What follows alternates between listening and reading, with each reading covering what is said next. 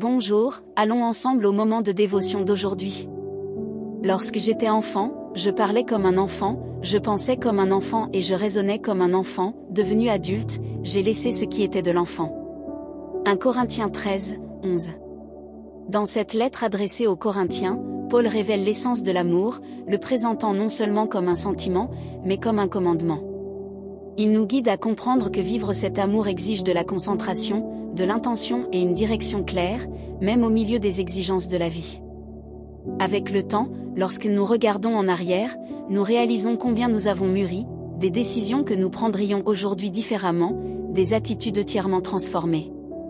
C'est un processus naturel et positif, le signe que nous ne sommes pas stagnants, mais en constante évolution. Il en va de même pour notre relation avec Dieu. Au fur et à mesure que nous lui consacrons du temps, nous apprenons à écouter et à discerner toujours plus sa voix, devenant ainsi plus affirmés, sages et mûrs. L'analogie avec les enfants utilisée par Paul montre que grandir en âge et en stature ne signifie pas nécessairement mûrir.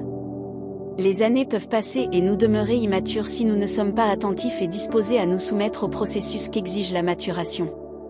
Des pratiques qui avaient du sens dans le passé n'ont souvent plus leur place aujourd'hui. Chaque défi relevé et chaque bataille remportée nous prépare davantage à affronter les situations de la vie. C'est pourquoi nous ne pouvons pas accepter la stagnation. Notre relation avec Dieu et notre dévouement envers lui doivent devenir de plus en plus profonds, afin que nous soyons plus forts face aux tentations, par conséquent, plus éloignés du péché. Décidez de nourrir votre esprit quotidiennement, pour grandir et vous développer jusqu'à devenir quelqu'un de ferme et constant dans la présence de Dieu. Réfléchissez Y. Phrase du jour. Le processus concourt à notre bien. Ce que nous traversons aujourd'hui forgera notre croissance et façonnera notre avenir. Les processus sont importants, c'est pourquoi je vous invite à être attentif aux processus de la vie, car ce sont eux qui nous font mûrir.